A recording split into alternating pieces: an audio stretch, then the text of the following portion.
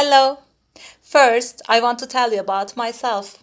I am Ferhan Binici from Turkey. I am 39 years old and I've been teaching in Turkish public schools for 16 years, including 2 years as an administrator. During this professional life, I had the opportunity to experience different education models and teaching techniques in the world that I learned during my master's education.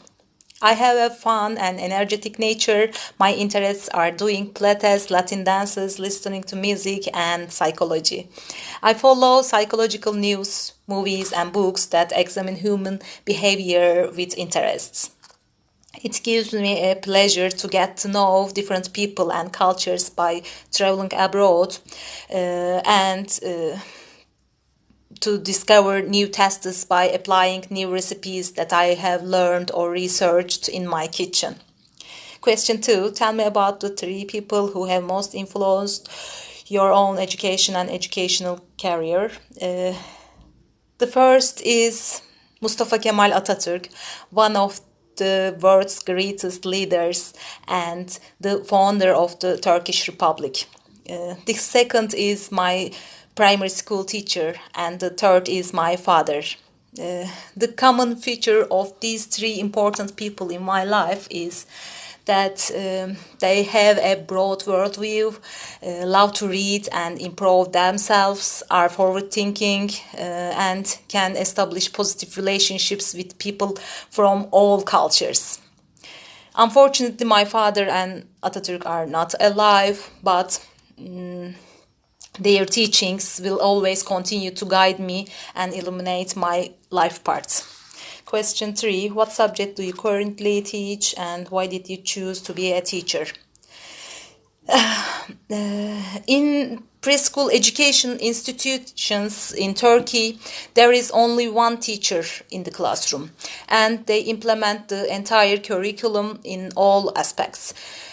This means that in the preschool teaching department at universities in Turkey, teachers graduate as experts in the field of art, maths, science, drama, rhythm and music, literary preparation studies, language activities, movement and game teaching. I teach all of these to my students in my classroom. I choose to be a teacher because children always have been my passion. I really believe in child's curiosity, environment as the second educator, and in creating critical thinkers that will make a chance in the society of tomorrow. Happy children means happy adults. I believe that working with the children is one of the most rewarding jobs, and as we watch them grow, we have a critical role in helping them create their characters. Question 4. Give an example of what a typical teaching day looks like for you. How do you prepare for your class? How long do you teach? Whenever I planning a lesson, I start by reading the standard and determining what goal I have for my students at the end of the lesson. Then I will set the learning objective and target for my students and figure out how I am going to assess their level or proficiency. Then I actually start planning the lesson. I first look at where my students already are in comparison to the standard, and I think about the best way to present the information, whether it's direct instruction, small group instruction, cooperative learning, or some other strategies. Next, I think about how can I differentiate the activity or the assessment to meet all of my students' needs and make sure everyone is successful. One of the last things I do, and personally my favorite, is figure out how to make the lesson more engaging, whether it's by integrating technology, integrating art, or integrating different subject areas to make sure that my students are active learners for the duration of the lesson. I spend 6 hours a day in class with my students and we don't realize how time is running out. Question 5. What do you consider to be your strength and how will you use them in your teaching?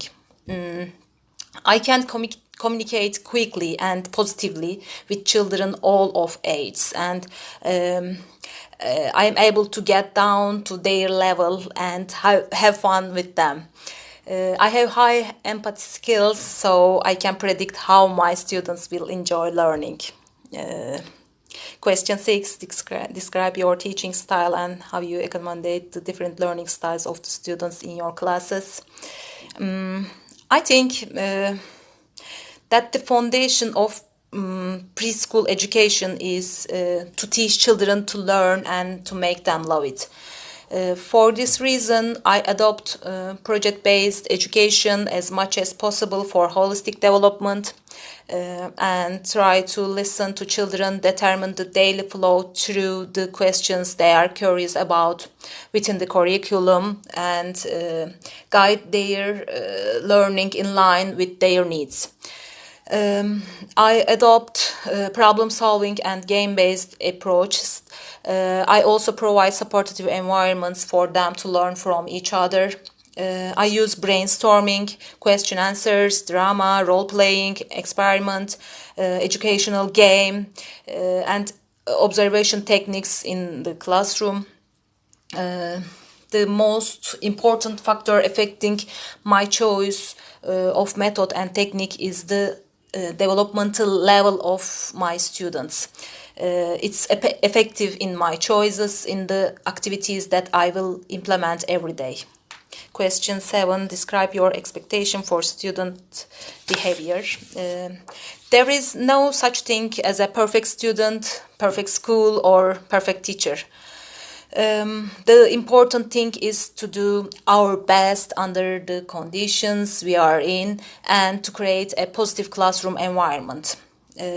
One of most important goals is to make children love and teach learning.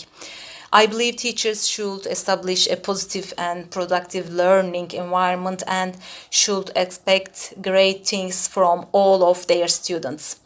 Teachers should engage with students personally as well as academically, the health field relationships. Every student is an individual and learns in a different way, and it's the teacher's job to meet their needs and make sure they have the tools they need to be successful. Finally, I believe learning is a lifelong process, and I want my students to be as passionate about learning as I am. Question 8. Describe the management strategies and techniques you use to maintain an effective classroom environment. The most essential part of my classroom management style is building a classroom community beginning on the first day of school. I believe that building strong relationships with my students along with keeping them challenged and engaged are the keys of eliminating most misbehaviors. In order to provide an effective classroom management, I take care to determine the rules with my students. Since I know that family participation will benefit the classroom management, I make sure that the family participates in our activities as classroom activities from time to time. I take into account my students with adjustment difficulties and attention deficits while planning their classroom activities.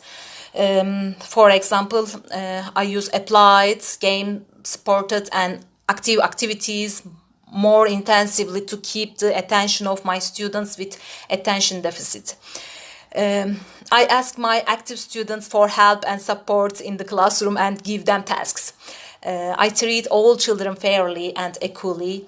In this way, I gain their trust. I try to recognize the interests, expectations, and needs of my students. I stay away from sharp attitudes and commanding attitudes in classroom management. And I also create a democratic environment where children feel important and comfortable and can express their opinion easily. Thus, I can prevent in-class problems by preventing undesirable behaviors. I express the rules clearly, and I take care to ensure continuity while applying these rules. I use a variety of teaching methods appropriately and effectively.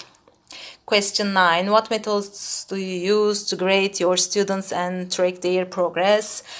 I often utilize pre-assessments at the opening of a day unit to determine my students' prior knowledge and figure out which students might need intervention or enrichments.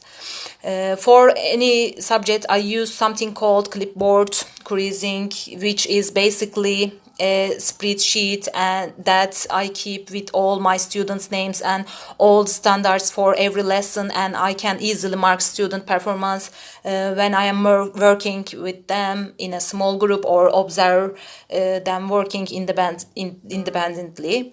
Then I use that information along with exit tickets that I give periodically to help determine which students needs intervention on a particular standards or concepts. Question 10. Do you use technology in your classroom? Of course. If so, please explain how you use.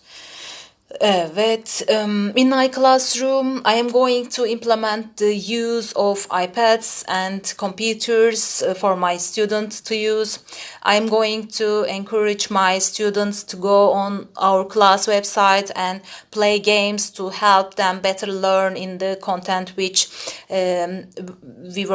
we are learning in class. I can use Web2 tools, and I'm gonna also encourage my students to use the internet to help them figure out words and concepts that they don't know. As it is 2023, we do live in the world, and internet is the tip of our fingers. Okay, question 11. Describe any innovative projects you have been. When I was the principal of the kindergarten, the school I worked at was in a lower socioeconomic area. Families and especially the fathers of the students did not care enough for their children.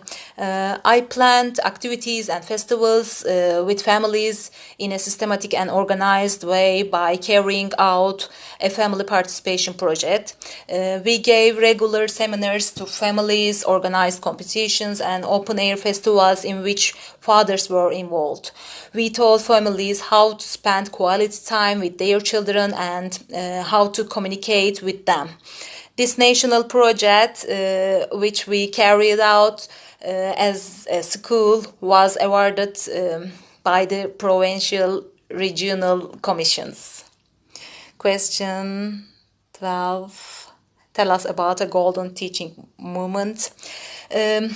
If my students are happy during the day, if they participate in the activities willingly, if I can make even my children who start the day negatively happy, and if I can make them willing to learn that day and the lesson of that day have been successful for me. That's how every day I spend is filled with endless golden teaching moments for me. 13. What do you feel is the most effective way to communicate with parents? Describe how you have used these techniques. I always make sure I contact all of my parents within the first week of school and reach out to them to start to build a positive relationship. I use Class Dojo to communicate with parents, and I also post about things happening in the classroom. That way parents can be active participants in their child's education, even with hectic work schedules. I send out weekly classroom newsletters, both physically and digitally through email and Class Dojo. That way all the parents are updated on what's happening in the classroom, even if they don't have access to Class Dojo. I encourage parent involvement through events like muffins with mom and donuts with dad, and also have my students complete formal writing pieces once per month, and their parents are always invited in for the presentations. Most importantly, I want parents to know that I want to work with them as a team to help make sure their student is successful. 14. Have you ever worked in the US before? Um, I've never been to America, and I've never been worked there. And now I would like to add to my professional experience and opportunity to teach in the USA. This idea really excites me. Thank you for listening.